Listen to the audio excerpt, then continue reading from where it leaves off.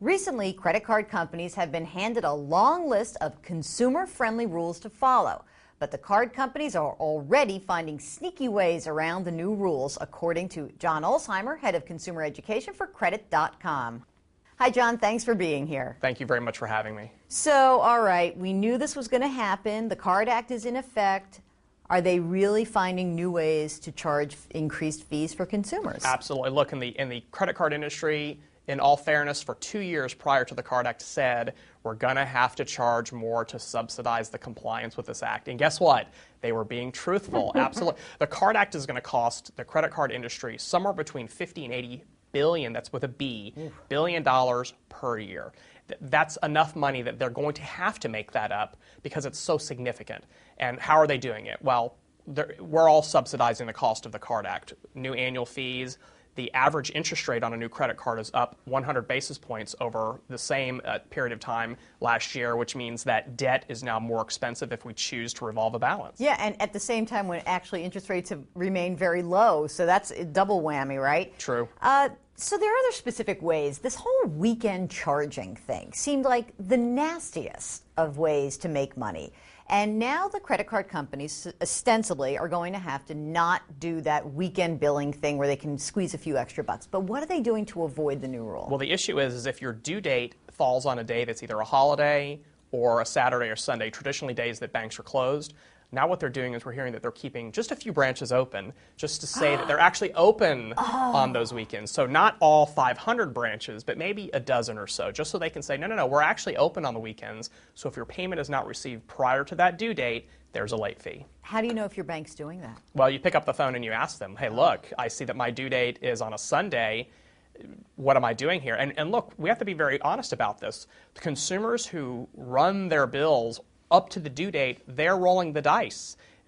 Beat the due date by a week and then you don't have to worry about it. So credit card companies cannot arbitrarily increase the rates that they're charging us, but they can do other things, right? Correct. They used to be able to change the rate anytime, any reason, without even notifying you. Now, at the very least, they have to give you some sort of notice in advance. If they're going to add an annual fee or they're going to increase the interest rate, they've got to notify you 45 days in advance. And if you choose to, you can actually opt out of the change. So if they're going to start charging you a $100 annual fee, you can say, no, I don't want the annual fee. But they can also say, fine, we're closing the account and we're going to accelerate the payback by increasing your minimum monthly payment. So it's not necessarily always a good thing to opt out of that change because it may now make the payment unaffordable. And we've actually surveyed this and we found that about 97% of the people are not reading those notices.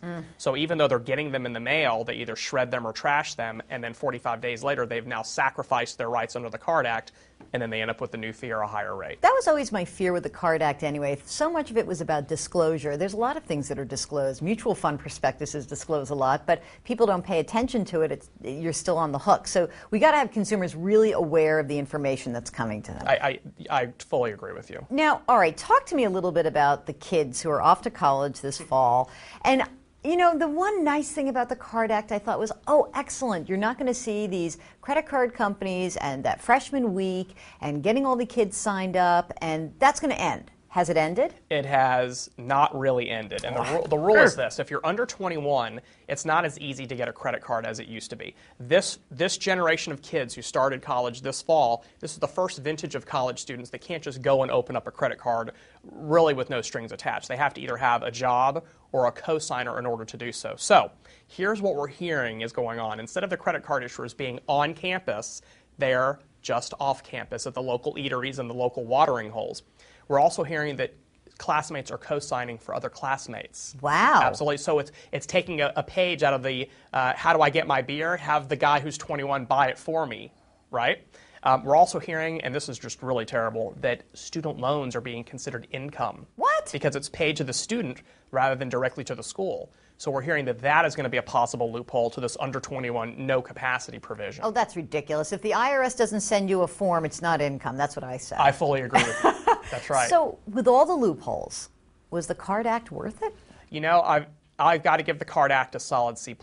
I think the hypothesis was solid, but there are so many loopholes, and it's forcing the credit card industry to subsidize it and we're all paying for it. Initially, the folks who are paying all of these higher fees and higher rates were high-risk credit card issuers or credit card users.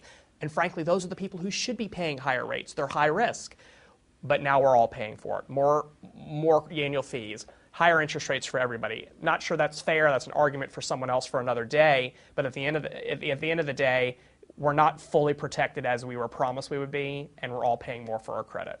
Well, before we go, the number one tip for credit card users, what do they have to absolutely positively do to protect themselves? Well, I think you have to be very, very honest with that little piece of plastic in your wallet. The issuer of that card is not your friend.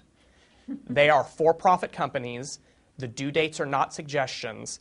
They don't care about your excuse. They don't care about your story. They care about getting paid. So be very, very careful when you're dealing with these guys, because they have the ability to wreck your credit for the next 7 years and make everything else that you want much more expensive. So take the terms of your promissory note very, very seriously. No wiggle room. Words of wisdom from John Olsheimer. Thank you so much for joining us. Thank you for having me.